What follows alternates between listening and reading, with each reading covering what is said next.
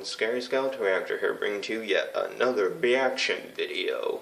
This time I'm going to be reacting to 3 scary true sleepover stories. Now personally, I've only went to a sleepover once, and that was it. And nothing really happened really, but yeah, I just was never invited after that, so yeah. It's alright. But anyways, without further ado, let's get started. 5, 4, 3, 2, 1, start.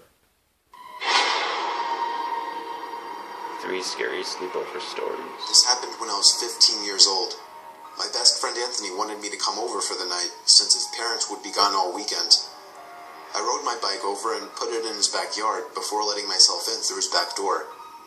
We played basically every video game he had, from FIFA all the way to Call of Duty, with popcorn and other junk food spilled out all over the floor.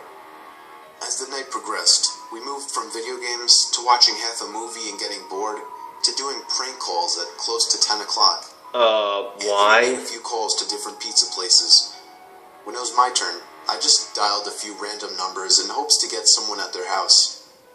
On, say, my 4th attempt, I finally reached somebody. A guy with a deep and rough voice picked up, answering with a yeah instead of a hello. Anthony's laughing in the background made me stumble with my words mid-sentence, ultimately cracking up into laughter. I had never done a prank call, so I sucked at it. The guy on the other end was silent. Well, that's not good. I regained a straight face and tried to continue with the... What is up with people doing prank calls? Like, you're just asking for trouble because you have no idea who on the other end is going to react. Like, they're not going to take it very well, so why bother? It went something like this. Sir, would it be alright if I borrowed one of the wheels from your car? What's your name, kid? My name is Bob. Really? You sure it's not Anthony? It hit me like a brick. I looked up at Anthony, whose face was noticeably full of fear. Can't believe it didn't get your name, but only your friend's name? Whoever that was for another second. Well, that's not good. Anthony, who the hell was that? I asked him. I don't know, he told me. Does your caller ID info display your name or something? No, it shows my dad's name. Is your father's name Anthony? He hopped on the computer and did some research, trying to figure out how it was possible to get someone's name through their phone number. It didn't make sense how he could get Anthony's name so quickly. He was way too young at the time to be on any of those personal information sharing websites. We ended up asking a question on Yahoo Answers, since no one had a similar experience. The question turned up no answers. I suggested he call his dad. Yeah. He said he wasn't supposed to have anybody over for the weekend, so he didn't want to. Why would you do this? We planned on sleeping in the living room, so we just resumed watching the movie that we hadn't finished from earlier. Right after the phone call had left my mind, me and Anthony looked at each other when we heard his front storm door opening, and then the doorknob to the front door began to turn. It only was able to turn about halfway before the lock restricted it. Anthony turned off the TV, and I went over to the window to see who it was. Why would you do I spread that? the blinds open. There was a tall guy standing outside. No. He noticed the blinds moving, and turned to look at me. Whoa. He practically threw the blinds back into place. That's the music. Me and Anthony hid in the kitchen, listening for any more noises. We heard the sound of the gate to the backyard opening, as it was right outside the kitchen window. God damn it, I said. I forgot to shut the back door. Anthony urged me to run and shut it. How'd you forget? I made it to the hallway leading to his back door, and froze. There was a silhouette standing outside the back door. I don't think he noticed me, but he was surely looking into the house. He opened the door and stepped inside. I tiptoed to the kitchen and motioned for Anthony to follow me upstairs. We made it to his room as quietly as possible, pulling the door shut to avoid making any noise. We crawled under his bed. He had cloth covering the bottom of his bed, so you couldn't see anything under it unless you actually moved the cloth. You mean a bed skirt? The doors downstairs all opened, each one getting closer to the stairs. Thumps finally began up the stairs, and he was right outside the door now. The door to the room opened. Oh no. I could hear Anthony's breathing. It was too loud. Footsteps Cover his moved over to mouth. the closet, and then the closet Anthony, opened. cover your mouth. I could hear the coat hangers being slid around as the fabric of the jackets and coats rubbed against each other. Footsteps moved over to the bed and stopped. I felt like my heart was about to explode out of my chest. Dude! It was too loud. I had to cover his mouth with my hand. Come on, Anthony. Nothing but silence in the room now. We laid still for so long, I almost thought he wasn't even in the room anymore. I moved my hand away from Anthony's mouth and whispered in his ear, "You think we can make a run for it?" I He was would about to doubt answer it. when the most disturbing, memory-haunting scream I'd ever heard filled my ears as Anthony was seemingly dragged out from under the bed. No way. I crawled out and saw him struggling with the man. I desperately looked around for anything to use as a weapon. I settled with the screwdriver sitting on his nightstand. I hurried over to the man and drove the screwdriver into his back. He let go of Anthony as he let out a scream of agony, giving us time to get the hell out of the house. Running onto the road would give away our position too easily. It would take too long to make it to his neighbor's house. We dove for the tree line in the woods and took cover behind a bush, watching the house. The back door opened as the man stepped outside, looking around the backyard. He then looked out to the woods. I felt his eyes pass me as he scanned through the tree line. It seemed that it was too dark for him to see us. Then This he turned is his head back in serious. our direction. I ducked behind the bush. "Joe, he's coming." "What?" Yeah, I'm surprised that the guy did not get Joe's name, but Anthony's right. name. The man was approaching us fast. That's How crazy. could he have seen us? We ran through the woods with the leaves crunching under us, giving away our position. When Anthony tripped over something, I crouched down with him, hoping we had run far enough. Not even 20 seconds later, oncoming footsteps from the direction we were running from came fast. They slowed down only 2 trees away from us as we lay face down in the leaves. Moments later, the footsteps take off in another direction. We waited until we could no longer hear them and took off back in the direction of the house.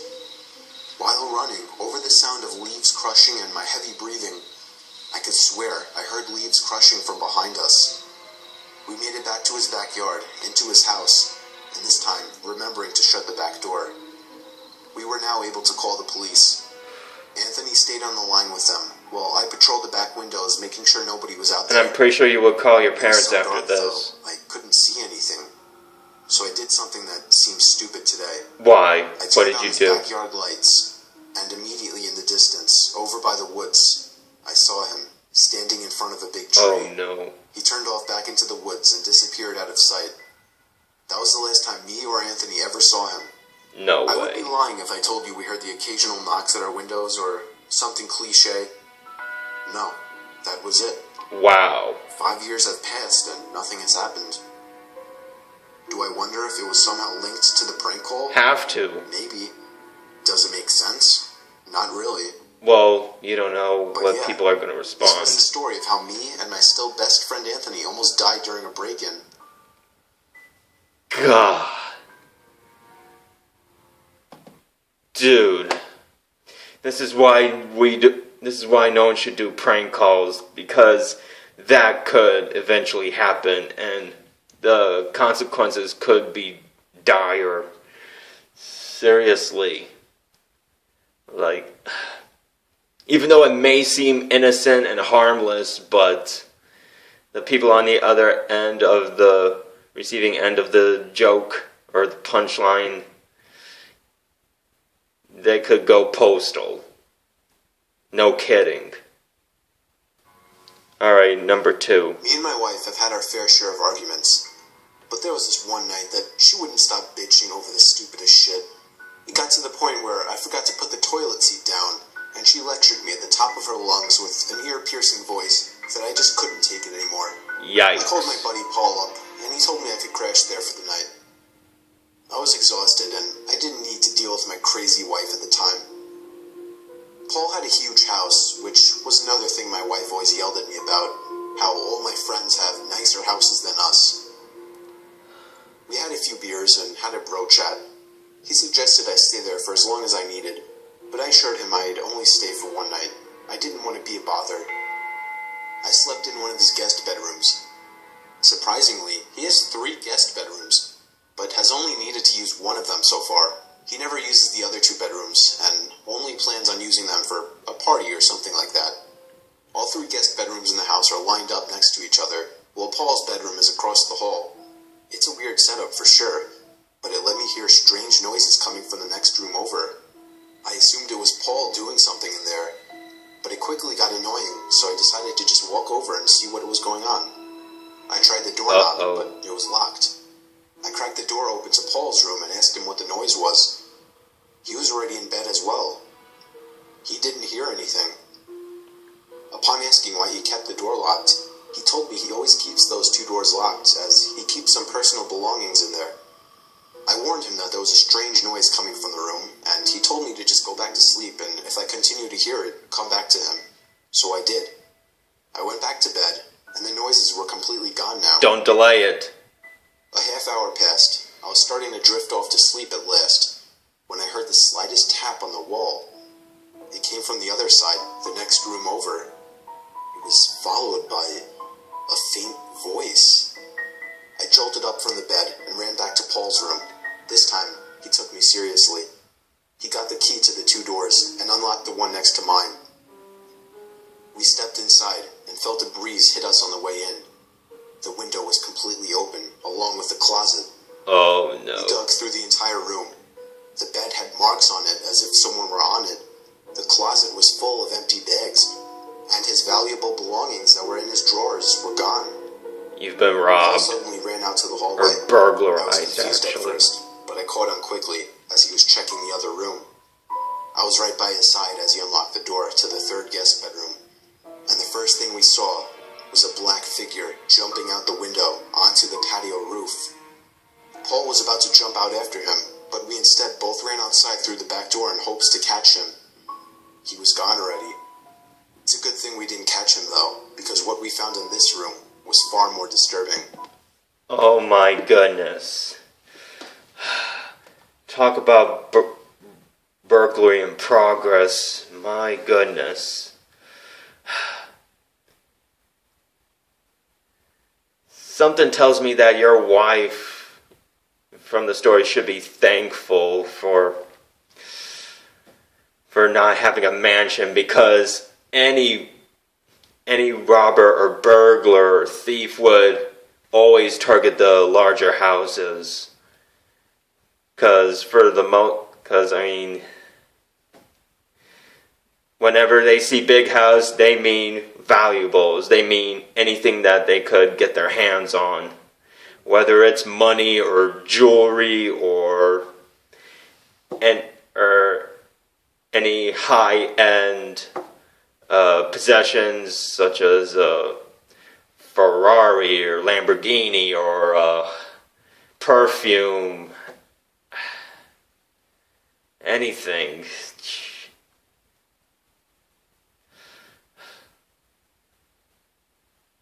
Unbelievable. The white sheets on the bed were stained with blood. Oh the no. closet had the butcher knife he had been missing sitting on the floor with a few blood spots on it. And of course, all of his valuable belongings were gone.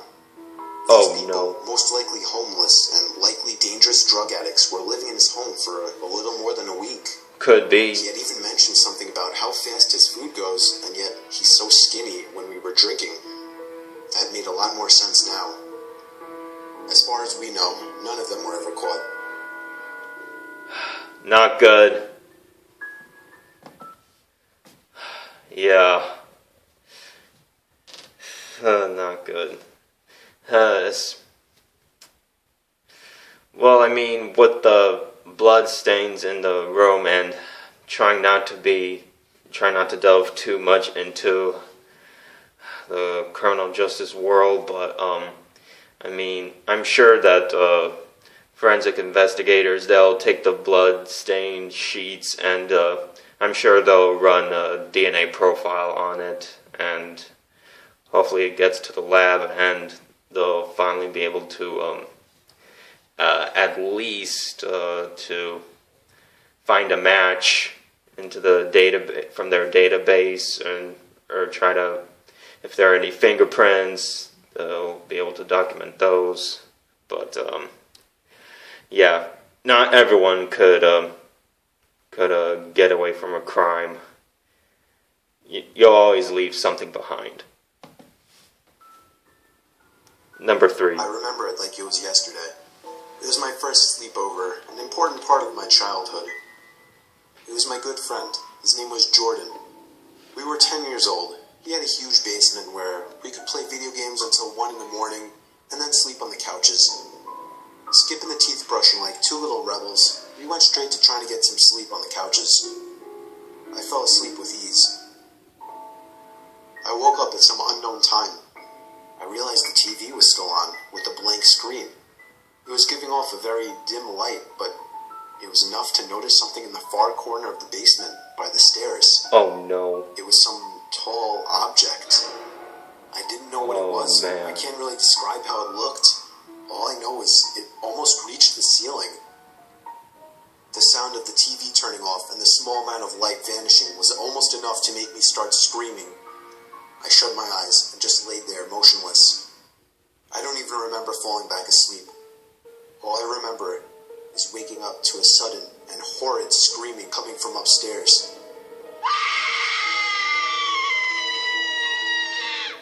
It was Jordan's mom.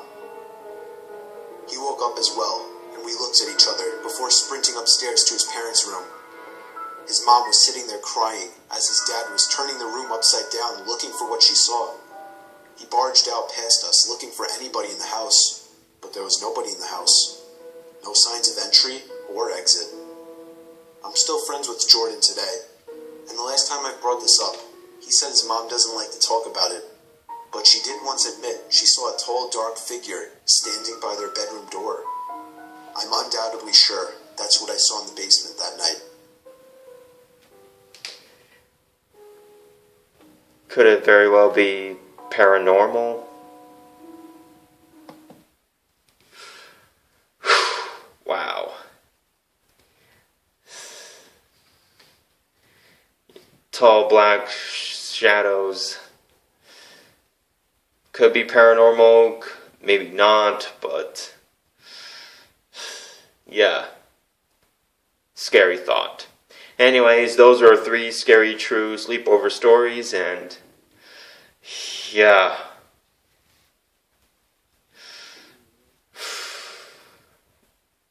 Yeah. That sends shivers down my spine. So, anyways, thank you guys so much for watching. You know the drill. Please like, please subscribe. If you guys have requests, comment down below. See you guys in my next reaction. Peace.